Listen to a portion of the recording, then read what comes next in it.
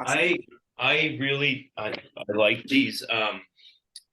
I kind of like these round tables that don't have like the doctor's back office where it's very and it takes away a little bit and it adds a little bit more of the humanistic component Yeah. of this. So so going in as everybody is going to be listening to this, and I will try to be nice and easy today. Is the fact that we're going to go back into GLP-1s, and let's kind of Yeah. reequilibrate ourselves with what's going on here, and we need to talk about what it is and how this all works. And the key thing would be is like, well, what are we talking about? We're talking about GLP-1s, right? We're talking about the semaglutide, which is a GLP-1, a glucagon-like peptide, and we are talking about tirzepatide or Mounjaro, which is it's a GLP-1 and then a GIP-1. So Yes. it's dual acting. It's dual acting, which is a it's a unique thing too. Here we go. Now, when we start taking these things, we have to figure out one of two things. Is one is, um, well, how do they work, right? That should be the first thing. Is how do these medications truly work? And how they truly work is it slows down the gastric emptying of the stomach, right? That's kind of the main thing here. It slows gastric emptying, which is going to lead to some of the side effects, which we could talk about further a little bit more in depth. Um, and with that, with the side effects, and I have to reiterate this, it's coming out within the medical community is it's not really the medication causing the side effects. It's the individual that's utilizing the medication that's causing the side effects. And that's where the education program that we will be rolling out through Telewellness MD is going to be quite beneficial and helpful. And we're not here to tell you what's right, what's wrong. We're telling you what we know that is backed by science, right? And what we do know is that when you take these drugs, and now they're doing the dietary recalls of the people that had the most adverse side effects, the issue at hand is what you consume because you're slowing gastric emptying, right? Okay. So what we consume really does make a difference in how long it sits in our stomach, which I think that everybody at some point is going to be like, well, honestly, that does kind of make a lot of sense, right? Right. If I were to eat, it might, again, really quick, my two favorite fast food restaurants are two clinically relevant cases that were looked at through the University, Columbia University, from a dietary recall standpoint. The person had eaten two number ones. They didn't specify what fast food restaurant, but does that really matter whether it's Arby's, McDonald's, Burger King, right? You have two number ones in one sitting, and then you have your stomach not empty really quick and you get sick. I'd be like, yeah, that kind of makes sense. That kind of makes sense. So why are we saying that is when you start taking these medications, what you eat your first meal of the day really does matter. It kind of sets you up for success because you can't go all day without eating. You sure a day, there's a lot of research that shows one day of fasting a week is really good for you. Right. Really good for you. But the next day you gotta, kind of get your ducks in a row. And break That's your fast, but break your fast wisely. Yes, well said, Lenita. Well said. That is absolutely correct. What we have to do is making sure that what we do eat is it's that protein based meal, which what would be a good time right now. Why don't we ask that question about how much protein. Yes. How much protein? So, in fact, hold on. I didn't get a. Oh well, I'll rewatch it and take a. I didn't bring my notes. Um, I brought my phone with the questions, but so is there a calculation for the protein? Absolutely, and it Awesome. is a great and easy calculation. Now, we're not gonna get caught too much in the weeds here, but let's go over the most basic one, and let's use females for this. Yeah. Let's say we have a female who is 100 and let's just say 140 pounds, right? Um, Weighs 140 pounds. Now, One thing that we do have to do, unfortunately, is we're going to have to convert that into kilograms. Okay. Are going to have to convert that into kilograms. So what you're going to do is you're going to take 140 and you're going to divide it by 2.2. I know we're going to get there's some math involved in here. 140 divided by 2.2, and that's going to yield us 63. 63.6. Now, that is a person's weight in kilograms. Okay. Now, what we're going to do is we're going to multiply 63.6 times 1.2. The magic number at minimum is 1.2 grams of protein per kg body weight. So what that is, it equates to 76.32 grams of protein daily. Okay. But let's stay on this one. Let's stay on this one, Nita, and whoever's gonna who could find this information a little bit more helpful. What does 76 grams of protein look like? Exactly, because in my thinking, and like I said, most people know that I come from HCG, and we're supposed to have, what was it, 100 grams of meat, but that doesn't equate to 100 grams of protein. That's where I think some of the where people get off, because it's one meal. You're supposed to have 100 grams of from the meat section of the HCG protocol, but that's not all protein. There's other nutrients. Yeah, there's other components, macros in there. So yeah. So what's it look like? 100 or so that's another great thing too that we will be discussing in our New Year, New You program at Telewellness MD about like what do the macros really look like. But the thing that no matter how we cut the macros, the thing that matters the most is protein intake.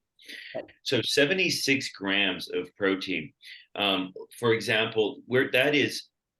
So if you were to consume, let's say a 30 gram piece of chicken, which is going to be about 10 ounces, right? Okay. 30 grams. But we have to realize something, that it's not going to have 30. Your body's it's not going to break down and get 30 grams of protein. Okay. Fowl, turkey, chicken has the net utilization of around 60%. So really, when you eat a chicken breast of 30 grams, let's just say you're going to get 20 grams of protein out of that source. So right now, just to get there, we're looking at 4 large chicken breasts a day, every day. And that's where that's not sustainable, obviously. Right. We need variety into this, into this conversation. So might be 1 chicken breast, and now we're down to 56. You have 1 tub of Greek yogurt, right? So that now you're down to 56, down to 46. Then you have 6 ounces of nigiri sushi, right? It's just that on rice, right? Like, I mean, there's a lot of different, I know, sashimi, nigiri. But let's say you have sushi, so we could just keep it easy. And you have X amount, you get another 20 grams of protein. We're still a protein shake away from getting the needed protein intake. So you can start seeing where the information here is: get your weight, divide that by 2.2, multiply that by 1.2. And so let's say, again, you weigh 140 pounds. That's 63 grams that's your weight in kilograms. And we're going to multiply that by 1.2. And then you have 76 grams of protein to hit daily. Then what everybody needs to start doing is start looking at their diet and start adding up the protein intake. And that's just the first thing we recommend doing before. That's like part of week 1 on the GLP-1s, because again, you take a GLP-1, you're not going to want to eat. You're going to want days off of not eating, and that's to be expected. But the first thing you do need to consume is having that protein-based meal, that Greek yogurt, that protein shake, and that's kind of where the formula begins. And I hope that sheds some light on that. We could go very, very in depth into that, but I think that the answer to the question is you're going to get your weight, you're going to divide it by 2.2, and then you're going to multiply that number by 1.2, and then you'll have your then you're going to have your number. One tip I would recommend is by getting that number, that 70, let's say 76, and then divide that.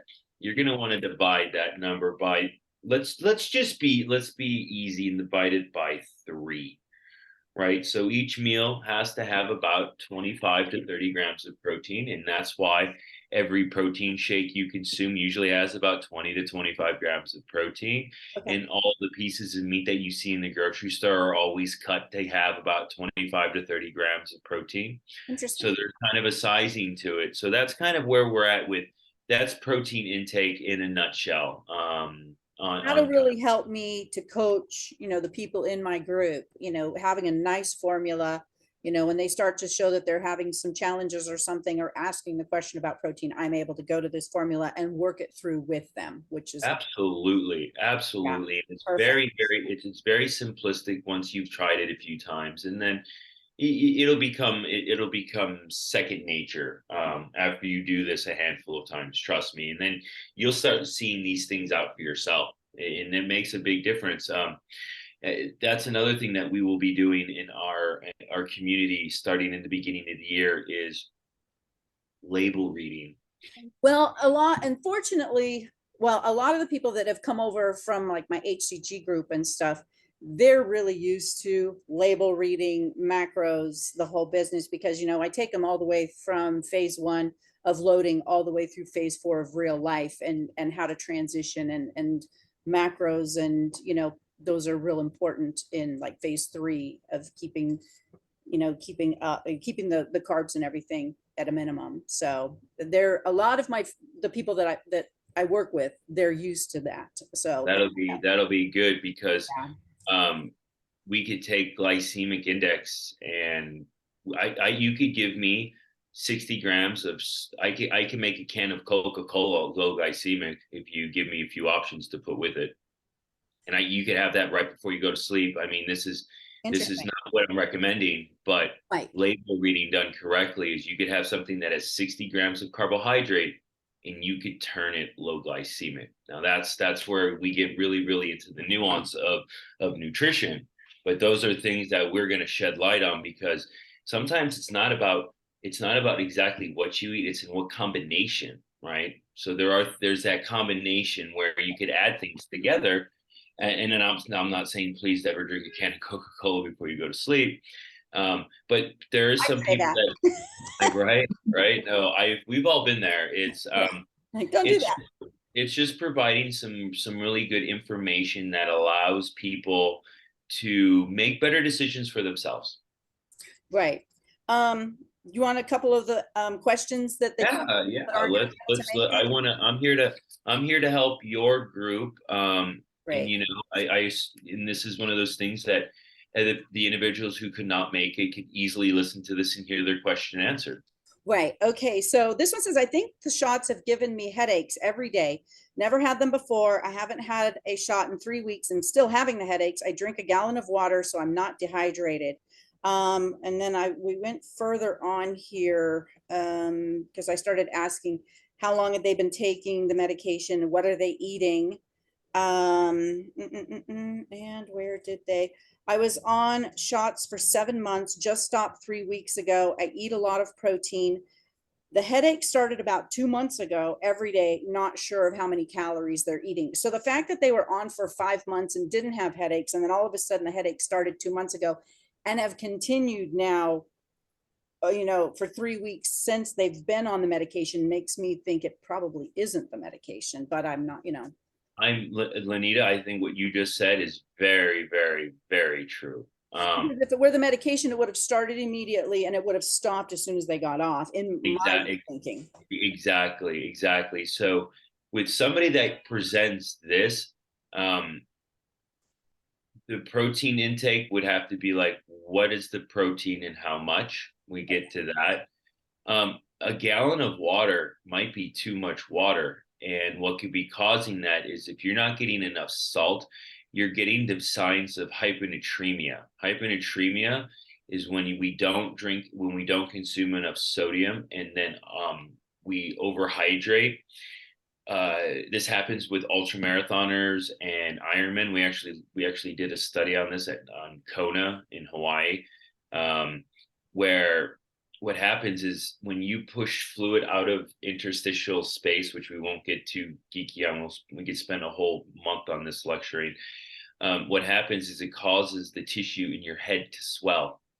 It causes really bad headaches. Interesting. Okay. So we're looking at sodium amount, and water. I am a big proponent of the best way to see if you're hydrated is not how much water you're drinking, it's looking at urine color, right? We've all been there in hot days and maybe drink like maybe cocktail or two, and you still drink two of these water wise, and it's still dark yellow, right? So we know with this. And then there's days where you've had one of these and it's clear, and that's when you're like, okay, don't need to hydrate as much, because that's where if you keep urinating pure, like not even a straw color, you're going to start losing electrolytes. You're going to start throwing that kind of sodium belt. It's never going to get thrown off to the point where you're going to end up in a lot of trouble. I mean, you'd have to drink. Right. Lanita, if somebody made you drink 3 gallons of water right now, you're in trouble, right? We're Right. not doing any. We're going to make you drink 3 gallons of water. That's you're gonna have a problem pretty quickly. Well, that's where we need the electrolytes. So like even just a pinch of like good Celtic salt or sea salt or something like that in your water is a good option, correct? Because that's just It is. I think salt has been demonized. If you were to look at the DASH diet, which looks at sodium reduction in hypertension, um, hypertension, if you have no salt, is just as bad as if you have too much salt, right? Yeah. They failed to tell you this on the study. Yeah. This is where things kind of get the waters get a little bit more murky, right? The more we get into this, but there are other. Now I'm a fan of the Nuuns. They're little containers. I like. They have different. They have some that have caffeine. Sometimes they have some that are immunity based. Sometimes they're. It's just a way where sometimes we just are like, oh, I don't want to drink any more water. Where if you put a little flavor tablet in it, and get this, it has like 6 calories, no sugar, and it has a few extra things that you're going to want to take as it is. And it helps you get down. Like I just drank that right now, right? Yeah. And you're talking a good 40 ounces of water, right? And this is a lot of water. I'm sorry. I was trying to see if anyone else is trying to. It's like, where is everybody? I posted in all the groups and everything, but I guess people got caught up. And so whoever iPhone user 2 is, thank you for being here. But A lot of these things too, we have found out too, is the recordings, and then they could watch it at their leisure. exactly. I mean, sometimes people don't want to be lectured at 1:30 or 12:30 in the afternoon, but by 7, 8 o'clock, they're like, okay, let's see what this joker has to say. Okay, let's see. Okay, good. Try taking it at night. Yeah, this is one. Oh, this was when's the best time? Yeah, and I guess that's just like you said, lifestyle. It's really We should touch base on that. I think that lifestyle has a huge component on when to take it. Evening, morning, I have not heard anything that would change anyone's mind.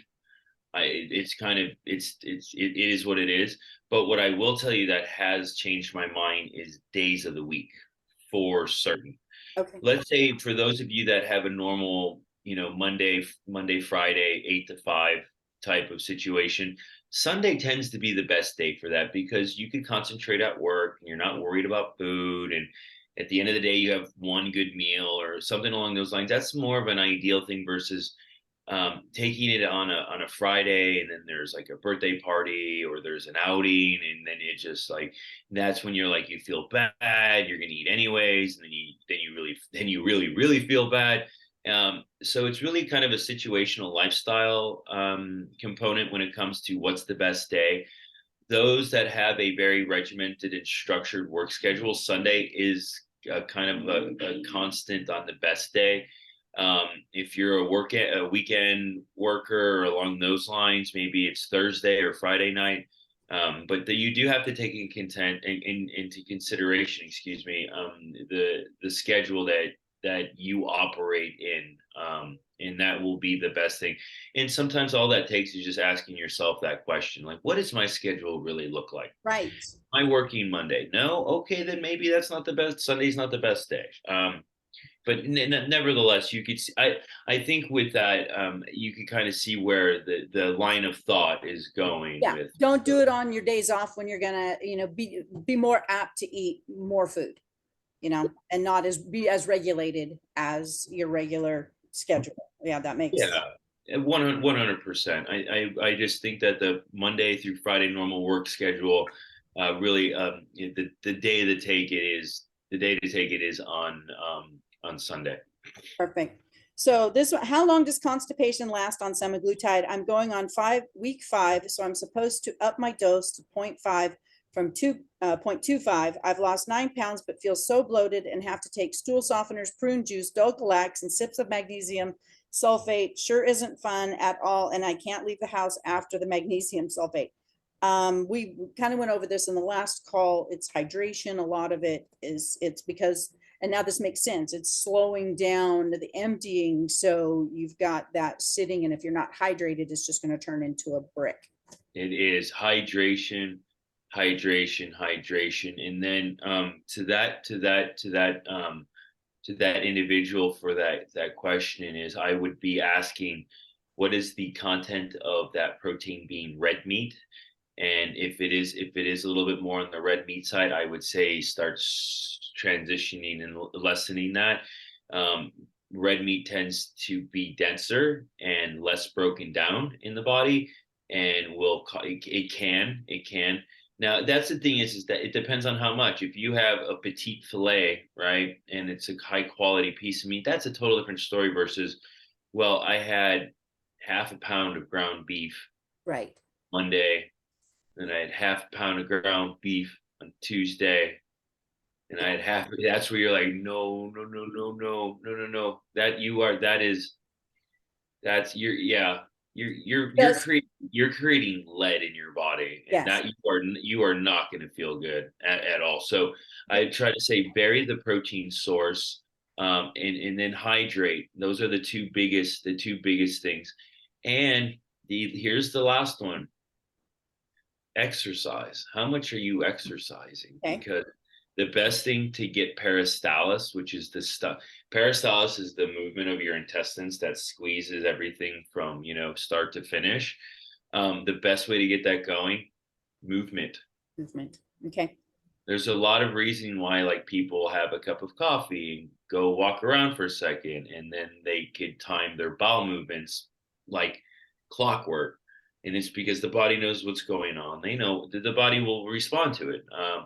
And so that is the three biggest things I could point out when it comes to the constipation on GLP-1s at this point is, first would be hydration. Two is what makes up the protein content. If it is more than, I would keep red meat at 30%. Personally, I personally do it at 10%, no, 5% on a monthly basis, just because red meat, I love red meat, but I eat it when I need it. Because if I were to eat red meat all the time, I just probably feel a little bit more sluggish. And I've been doing that for years now. But trust me, I'll have a piece of red meat like every 2 weeks, but I'll have like a high quality, like, big plate of steak tartare or a petite fillet or something along those lines. So it just to bring that back full circle is, make sure that red meat consumption is not 51% and over of your protein intake. Let's take that haircut to make life easy from a mental, like, all right, well, how much, okay, 51%. 51%. Thanks for stopping by, iPhone 2. Is it's looking at that amount, then obviously hydration status, and then exercise status, right? To that user who asked that question, I would be If you could first thing in the morning, obviously not after the magnesium, because that would not be a smart move. But first thing in the morning is whether you drink coffee, whether you drink tea, whatever your morning routine is, get up and move for X amount of time. And I don't know what that time is. I can't tell you, but I would be shooting for, let's say, 10 to 20 minutes of just move, get up and move. And that will help kind of re-regulate that whole system. Perfect. Thank you. All right, let's see. Now this one just came in. Interesting. It says, can someone tell me the milligram milliliter semaglutide and how to mix to get a dosage of somewhere close and how many units that would be? Now, this is something way, she's wanting that, she needs to go to her provider for that. Yeah, unfortunately, if you need to reconstitute, Yeah, this is, I'll just you let need to them know. reconstitute at home. That's not a good sign. And that's all we'll say to that. It should come it should come to you reconstituted, ready to go. Um, if you have to do that, that's might want to go back to the provider and inquire more about that. Yeah, because from Telewellness MD, it comes pre-mixed, correct? Yeah, Correct. we get our from our pharmacies. That's correct. There are peptides that do need to be reconstituted, and the main reason why that is let's just take let's take HCG for example, Right. right? Like what happens is if you were to reconstitute it and then ship it by doing this It'd to be a useless. peptide, Yeah. you're going to get nothing by the time. And I think that's a very important concept that we should probably be discussing with people is the fragility of peptides where you can't shake it. You can't do that once it's reconstituted.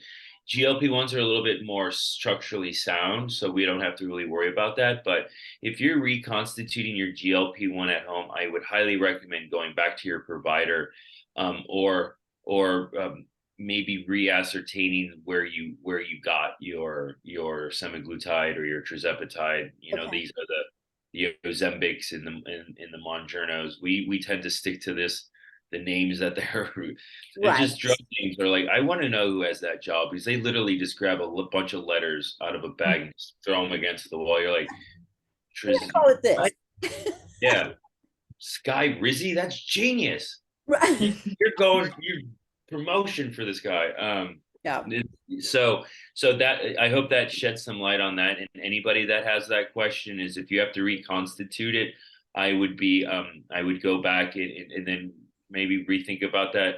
The other thing too is on dosing. If you're taking more than a full insulin syringe needle, that's something that needs to be addressed because at no point in time should you be taking that much Well, and that's a lot for sub Q. I mean, because that's just going to put a big bubble right underneath your skin. I mean, but that yes, much liquid. I mean, it needs to be the tiny amount in the insulin. it really does. I mean, let's look at trizepatide at 70 units, which is 7 out of 10 of a full. I mean, that's a big dose. Yeah. That's a big dose. I personally only know one. I only know one person personally that's on that dose of tirzepatide, because of he's got a lot of other issues going on, that are not in his control. So, but that's a rare example. And ironically enough, that's not someone that I put that on.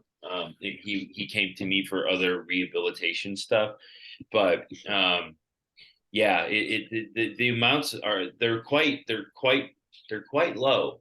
Even the beginning doses of semaglutide are not high. Right. Because it Yeah. starts out at the 0.25 and then works up to 1.5, I think is the max. And that's It depends if you're getting this is another very interesting concept which we were talking about. Whether you get it from a pen, right? If you get it from a pen, and the way that the concentrations are very different versus if you have it in a vial and you have to withdraw it by yourself. I will tell you that all of you that are getting a needle and withdrawing it by yourself, kudos to you because it is a little. It's the price points there. You're in control over it, and you have degrees of freedom when you have that versus that pen. Okay, interesting. Yeah, because I know that there's probably several people in the group that have gotten it from someone else that has gotten the pen, even or like if their doctor prescribed it and they get the actual brand names and they get the pens. This is a personal question for me. My husband is diabetic, Mhm. and can this replace insulin? No, unfortunately, it cannot. It Not. cannot. I've been asked that question so many times. Type 1 versus type 2 is a total different animal, unfortunately. I can see in the future how they would add something like trizepatide at a little dose Now he's upon type he's insulin. type 2. He is type 2 diabetic. Okay, yeah. So but he's that far on where he has to make insulin itself. I think it's on its way. It's just not been clinically done so far. Because like, For because we type talked 1, about, yeah, the for trizepatide, type 2 with that, how it works with the glucose and with the and the insulin. insulin. So I'm like, well, could he, get off of those and do this instead? I'd love to see that. I could tell you right now that I've done the research because I have a few type 1 and type 2 diabetics, in the sense where, see, type 1, your pancreas is gone right out of childhood, right? Your Right. pancreas is kaput. The beta cells are just not there. And then if you're further enough along on type 2 diabetes, again, the same thing happens. It's just in a different mechanisms, because most type 1, that's an autoimmune disease, right? You get it at childhood or in teenage, and that's where that happens. It's onset, child onset. And this is why it's called adult onset diabetes on this case. But at the end, it's still the pancreas that's kind of the one who got the short straw of the bunch. Um, but that will be on its way. To what extent, I'm not certain, but I will tell you that it is on the way, where they're going to be able to combine these things. I Yeah, mean, because they combine these things with all kinds of other drugs already in compounds. So that's on the way. okay, this person just put back, I said, that's a question for your provider. It comes pre-mixed from telewellness. But she said, I'm not sure my provider knows anything about semaglutide. So provider meaning where did you get it? Yeah. Hold on, and then meaning where. These are no, but that, from a group standpoint, everybody that's listening to that is a very, very important question. And the reason why we're here, and we're not here to tell you that you are right or you are wrong. We're not here to belittle anyone on that will be listening to this. All we're trying to do is ensure you that you're getting what you paid for, and you're getting something that is quality, that actually will get something done. For those of you that have been on it for months and nothing's happened, I think we could conclude to the answer of that question on there's, why. there's a problem somewhere. There's a problem along there, and I haven't had anybody that's been on it for more than most people that are on it for, even at minimal doses, are down 1-2 pounds a week, right? That's a great amount of weight loss. Exactly. That's a healthy weight loss. It's a healthy weight loss. Yeah. That's why and for those of you listening to this later on, is why the low dose of this is why people will stay on this for a very long time. By the way, I just saw from Dr. Eric Topol. Eric Topol, I just reposted this too. He is a very, very well-known doctor. And let me see if I could pull this up. I'm actually gonna find this for people, because I think it is very, very important to hear this. Oh, here it is. Okay, here it is. Eric Topol. GLP-1s just came out with the study. I could provide it to you. Oh, it's in JAMA. It's in Okay. JAMA. It's in the Journal of American Medical Association. Oh my word, that is a big, big thing. JAMA Oncology. Wow. Wow, ready? This just came out December 7th, 2023. GLP-1 receptor antagonist and colorectal cancer risk in drug naive patients with type 2 diabetes with or without overweight obesity. When you take GLP-1s, whether you are overweight or underweight, granted you are a type 2 diabetic, it cuts the risk of colon cancer. Wow. See, I love all the extra benefits that are coming out. That's that right there. That's today in JAMA Oncology. Ready? It just came out. GLP-1s lower the risk of colon cancer, whether you're overweight or not. And then you said dementia, Alzheimer's, heart disease. I mean, in our last We call. have the heart disease. That's out. That's in the New England Journal of Medicine. I've seen behind the curtain on dementia and Alzheimer's, which we'll have to have a call about dihexa too for the group. It's going to change everything when we finally show people that if you take this medication and you stop feeding yourself poison, you Right. won't get sick. You won't get sick from a GI standpoint, which is like the colorectal cancer, Right. which it's the easiest one. It's the easiest one to diagnose, but it's the worst way to go if you got it. Yeah, Right. my That's an mother-in-law. interesting thing, right? Mother-in-law is actually, she's not being treated. She was diagnosed over a year ago now. She's made her year mark, but she's letting it take its course. And it's getting not nice now. Yeah, once stage 4 on colorectal is Yeah. yeah, no, we'll leave let's shift gears on that one. Yeah. So This is it it it just goes to show you that this is multifactorial. There's a yeah, lot of uses for this. yeah. Do you want a few more questions in the group? Absolutely, absolutely. We'll give enough time so Ashley could take us through the rundown. Let's try to get let's get 2 more questions in. Okay, let's see here.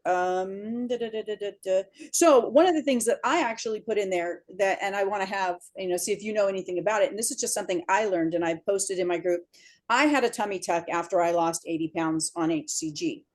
Then after that, I was told I could no longer inject the HCG into my stomach, which would be the same case with Mounjaro or with semaglutide, because the fat has been stripped and a lot of the blood vessels were stripped and removed. And so I injected my thighs. I was gonna say I would be doing thighs or Yep. So upper in some fat with yeah. good blood flow. So that's what Yeah, 100%. I just wanted to. I would just err on the side of the only area on the side of caution would be is because of the blood vessels stripping is to go. And as everybody knows, these needles are so small. I mean, you just dunk it in, Yep. you hit the plunger, and you go on your merry way. I've been on many phone calls with people with their very first injection just to walk them through it because they're like panicking. And afterwards, it's always like, oh, that was it? I'm like, yep, that was it. It's as simple as can be. I have a lot of guys or male patients and clients that they are sweating bullets. They are like, I'm not going to be able to do this. And afterwards, they're like making fun of themselves. And Exactly. I'm helping them do that too, because I'm like, I told you, just people have we've been, I don't know how this happened, how we were socialized, but needles have been demonized for you're a drug addict, right? There's nothing good. There's nothing good about needles, but even like our parents when they took us to the doctors, right? Like, oh, the knee, like Right. they fear mongered us since childhood, and I'm still like, what? Why would you do that? Yep. Let's see. This one was interesting. So maybe you can give some light on this. This one says, I just want to share that I feel so good. Back pain, joint pain, sciatic pain, all gone. I had no idea that this medication can do that. Started Mounjaro on September 29th and have lost 25 pounds so far. This is almost better than weight loss coming from 63-year-old who felt like she was going to be 93. And now I feel 50. Do other people feel this way? So is it the weight loss that you take 25 pounds off, you're going to feel a lot better, your joints and all of that. But she's saying, she really feels a lot of it came from the medication itself. Is there any kind of studies that, where it helps those things or? This is an interesting, and this reminds me, Ashley, of the conference with the woman. I think that, and I hope everybody could understand where this comes from. It's the female perspective on how hard you all have to work to get none of the results that men could get, and Right. that's the bottom line. And like with my cousin too, right? And we have actually we have another person, Kayla, who's really wanting, and she's very smart cookie too. Um, it's when you get empowered to see the change. I mean, and you feel better. There's nothing there. There's no one that could take anything away from you from that point, and that is a very unique female trait of being like, I did it. To hell with all of you people. And So, it has nothing to do like to demonize people. It's just like, right. I did it. I'm proud of myself. Look at me. So I it did. brings about an overwhelming sense of well-being. It's just like Oh, it is. it's I see that. I going the see way it's that supposed all, to. Yeah. even Ashley's nodding her head, being like, Uh-huh. if you take a 40-year-old woman, a mother of two, and you drop 20 pounds and she could see muscle that she's like, I always knew it was there. Like that's why I was killing myself working out just to look this way. Yeah. And it's this sense of well-being. And the thing is losing that weight to your body's better. And we get this, if your body's better, Exactly. Exactly. your brain is better. It's not, it's even I myself have seen the mental clarity aspect of it because I love good food, don't get me wrong, but I mean there's days where I work a lot and on Mondays I get home and I'll have a protein shake and then I'll force myself to have like a thing of Greek yogurt.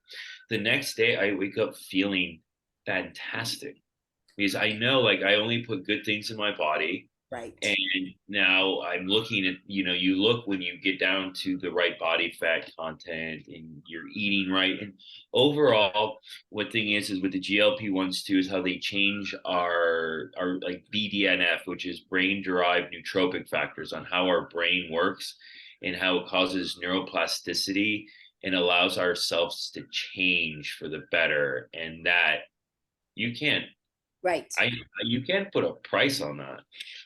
So last question, and this one is really good. Is 2 glasses of wine okay to drink? So I alcohol on these medications. Okay, now I'm gonna play both the good cop and bad cop on this. Okay. One, I personally I tend to drink too much. I don't. All I do is work, and then I will go like sit at somewhere and do more work. So I tend to drink too much. I will tell you that on this medication, I've been drinking less because if you drink too much, holy cow, do you not feel good? You do not feel good later on that night. And the next day, you're like, well, yep, not doing that again. Nope, nope, nope, nope. So is the 2 glasses of wine? I say, of course it is, until you don't feel good on it. And then you change. And that's where that goes. I think that the lesson has to be intrinsically like motivated and learned on what is. But I tend to say that a glass or two of red wine a night is better for people than it is not. It's when you have if she's like, is 2 to 3 bottles of wine too much? I'd be like, even though I've done that before many times, I'm gonna have to tell you, yeah, that's too much. But 2 glasses of wine, I mean, come on, life's for living. You're already doing everything to change it around. Reward yourself in some ways. In red wine, too, the thing is Right. there's a social aspect to it. You might be with friends, you're conversing, you're having a good time, and you can't take that away, too. So I mean, basically, alcohol is used at your own discretion. It's you guys, you're under your discretion. There's great research going on how it affects addictive behaviors. Now, it does not change addictive behaviors overnight. It does not work that way. Nothing does, right? But what it does is it tends to over time change, and people are, we have to talk about addictive behaviors. We always jump right into like alcoholism and drug use, right? You show me a 300-pound person and I'll show you an addiction, Exactly. right? It's there. There's, and the thing is, it's an addiction that's not just, it not could just not be mental. It could be, Physical. it could be physical, but more importantly, with eating, it's an emotional addiction. Yeah. It's the only thing that brings them comfort. Yeah. The only thing. You stop that, everything else changes, including the drinking. Exactly. Exactly. Well, that's pretty much, I mean, I've gone through most of them. I mean, so will the nausea ever completely go away? And you had said basic, this one, she said, even just the smell of food makes her nauseous. And so, but you It said, that's going to take time, and that's to the individual. We were talking on a call about like pizza, and it was the day after my shot, and I was like, please stop. I'm literally getting nauseous of thinking of from it because, thinking of it. Interesting. Okay. well, imagine a day after your shot and being like, you're gonna have to eat a whole pizza, and I'd be like, please don't make me do that. And you're like, I'm gonna get sick just thinking about it because we've all on these shots, we've eaten too much, and you're just like, I'm sick. I feel I'm gonna be nauseous for the next 5 hours. Great. And what happens is that next time you know not to do that. Right. So it's a kind of this, it's a learning curve to that, to those who ask that. And I could tell you that it does get better, but you have to get better using the medication. And what you're putting That in your takes mouth, time. at what you're putting in your mouth. I mean, because at one point you say that the side effects really aren't from the medication, it's about what you're eating, but then nausea seems to be over across the board, the main. Yeah, but the thing is just smelling or thinking of food will get Ah, nauseous, and that is the brain gut axis. connection. Yeah. Well, I know even me not on the medication, and if I eat too much, I'm miserable. It just, The day after, if I have, like I know that I'm not going out to eat. I know I need to have a prepared meal because I'm gonna come home and I'm gonna eat it and just be like, so basically it's going to be for fuel. I mean, you it's are for only fuel, doing it for fuel. for And fuel. you and I had talked originally too, when we first started talking about all this, about intermittent fasting, and that intermittent fasting is actually really good on this program. And It's fantastic. To really answer that question, it's you have to design how you want that journey to be, because you can't go 16-8 or 18-6 out of the gate. That means you have a 6 hour window to eat and right, then 18 hours of not. Now, I will tell you that it gets really easy later on to do that. But at first, you might go 10 and 14. You have a 10-hour window, and then you have a 12-hour window, and it'll start shrinking on how much. Because for those of you that are on it and that are taking it, and that, that's the other thing. We'll try to reach out to you, and I'd like to talk to more of you about. So that should be our next try to call, Lenita, is let's try to, and those of you that are listening, those of you that have hit the wall, we need to talk to you people. We yes, need to talk to those of you who hit the wall, because there's ways that we could change that. And I think that's where I'd like to leave this. Those of you that hit the wall, maybe what we could do is give Lenita your questions so we could sit here and go through with them. Join us next time, and we will help you get to that next spot. Because the thing is now with tirzepatide, and there's another one coming out like a year from now, which is a 3-acting one. It's tough. It's tough, but I know that people are transitioning off of semaglutide, and there's a lull. There is a lull, but then it'll start picking up because it's dual acting. It's 30% more effective. It's well, 30% more effective than semaglutide alone. Tirzepatide is, and I peptide's guarantee 30%. the next one's going to be even higher. So I want to put, I found my notebook. There you go. So tirzepatide is 30, then semaglutide. Good. That's 30%. because that's a lot of people in the group. They do put, I was losing weight and now I haven't lost in 2 months, 5 months, whatever. So good. And so we do have answers and help for those people to where they can stay on this journey and continue. It was funny is because actually at Telewellness, me and Dr. Agan, the CEO of our company, we talked about this in the summertime. In the very beginning, it was like our first affiliate call about, he's like, what do you think? And I was like, I could see us transitioning everybody off of semaglutide because it's dual acting. Right. It's twice as effective. It's just going to take time. And now 4 or 5 months later, everyone needs to get off of semaglutide and everybody needs to get on. It's the more effective, less dosed medication. Well, and it not only addresses the glucose, but it addresses the insulin as well. Insulinic. And so it's dual that. The next one has a ghrelin. So this is the one too, which I'm just. And ghrelin's the hunger hormone. Yeah, but guess where ghrelin's produced? Where is it in the brain? Yeah, up in the. Now we're gonna have insulinic, gastric, and now brain. Like, I mean, that's to the point where I love eating good food. Trust me, I love going to a good restaurant and sitting at the bar and eating a great meal. It's just now I don't want to do that all the time. It's not even like I'm like, no. Friday, Saturday, yeah, let's do it. Monday, once in a while. It's an hell out of here with that. Right? Exactly. Like, no, I'm not gonna go sit at this nice dinner on a Monday night because like, no, please. What did I do wrong? Right. To get punished like this. It's just a weird thing that how that all works. I think that's a great. We have a great call for the next one on. We'll call it hitting the wall. What's next? I love it. I love that. Well, and as we're going to get to what's next here today. Yeah, I was going to say, speaking of what's next, Ashley, you want to take us through kind of our how this all works on the Telewellness MD side, and then. Yeah. So if you're interested in ordering any of the GLP-1s or any peptide therapies from Telewellness MD, Lanita has a link she can share with you. You'll click on her link. It'll prompt you to create your account, so name, email, phone number, create your password. And then once you get logged in there, you can schedule a consultation and speak with one of our physicians that's licensed in your state. It's just a phone consultation. It's pretty quick, usually like 5 to 10 minutes.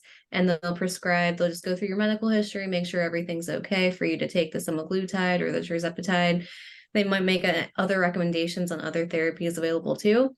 And then after that, you can purchase your prescription and we send it to the pharmacy and they'll mail it directly to you. Easy. Super pretty easy. Yeah. We've made it as easily as possible. And then for those of you that are in Lanita's group, we will be Telewellness will be helping her and all of you even further with more information in more of these communities that we have a place to sit and talk and ask questions, because part of the new year, new you is the fact that if you want to stay on these medications, you need to be part of our community. You need to share your success stories. You need to have someone to talk to that's going through the same thing.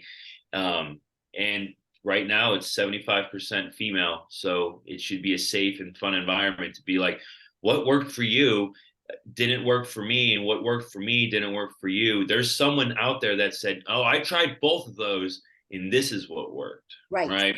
It's a different line of thought. And I've been on these calls. With predominantly women, and I'm like, I never even would have thought of that. And even if you put a gun to my head, I'd been like, I don't know. And then out of left field, there's a suggestion. We were just like, oh, yeah, that makes perfect sense. So just throwing that out there with the new year, new you, with our program, and then obviously Lanita is part of that with us. And we'll look forward to the next time. Keep sending questions. I'm happy to sit and answer all of these questions from a clinical standpoint, a very clinical standpoint. With I've been using GLP-1s for 15 years. 15 years. I mean, the Byetta and the Victosas, I was like, well, that's nuts.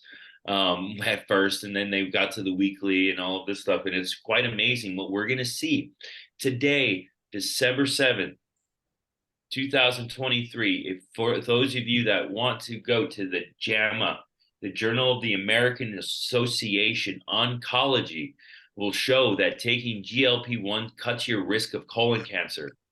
Wow. That's huge. Don't want to take that. You've Don't got, want to take that. do you have that article you can share with me and I can put it in the group? I mean, not right now, but at some point. Absolutely. I've been sharing some of the, it's on my LinkedIn. perfect. And you I've been can sharing repost some of the things from there into my group. Yesterday I shared about, the different, that article you originally sent to me. Oh, the New England Journal of Medicine? Yes, yeah. Yes, that's a fan. You know what I'm gonna do too for those of you? I'm gonna get on telewellness, and it's on my LinkedIn as well. And then Lenita, send it to your group. Send it to your group because this just came out. It's literally hot off the press. Nice. It's hot off the press. And you can't, I mean, I love seeing that, knowing about this, knowing about that it's gonna cut your risk of cancer. See, I need to, when I actually, when I talked to the doctor about me getting on tirzepatide, I'm hypoglycemic, so I have very low blood sugar. So he was like, yeah, you're not a good candidate for this medication. And unfortunately, because there's so many great things about it, but yeah, when my A1C is like 2.6, I'm like, yeah, for some reason, I've got very. Well, yeah, I think there's got to be ways around that. We could investigate that and see And what we should, yeah, because I mean, it's got so many great benefits that could really help me, but The thing that we'll talk about is finding a way to go on the lowest dose. I'm talking 5 units, and that medication will last you 6 months, right? You don't need the full. I know. Again, I've been on 30 units. I'm never going to go up. There's just no need for it. And well, I've and been on.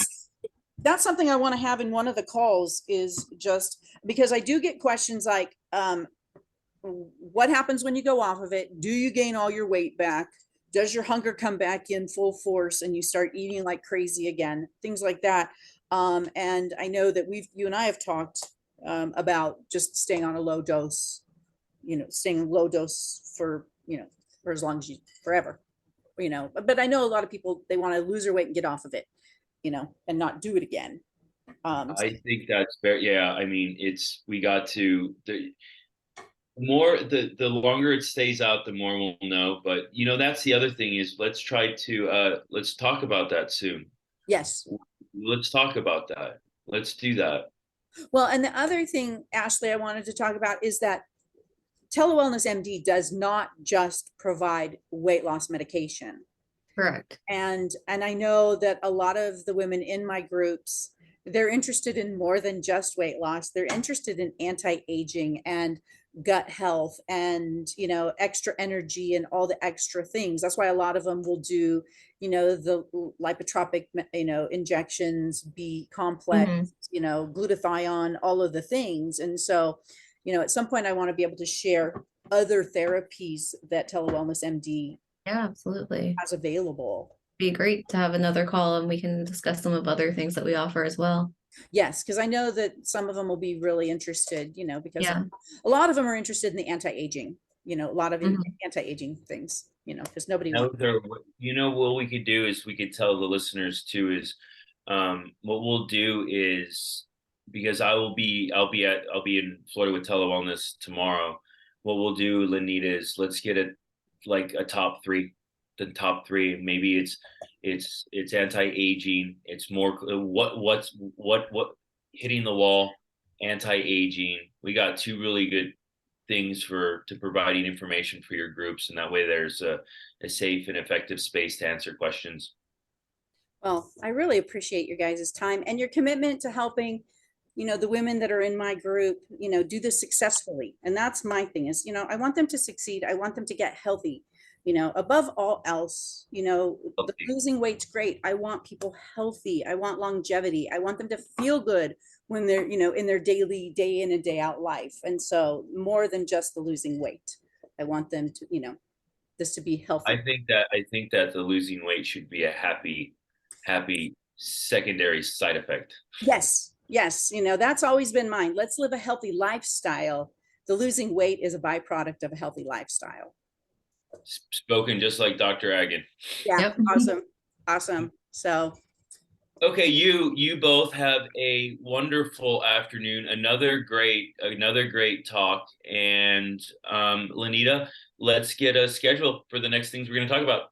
that sounds great. We'll talk offline, get our next call scheduled, because I know that there's a few people that said that they weren't able to make this. They'd like to make the next one. So I want to be able to get it. Let's do it. Let's try to book right. something maybe for next week. Sounds wonderful. Okay, Thank you you have so a great much, both of you. Have a great day. You All right, too. thank you. All right, thanks. Bye. Bye.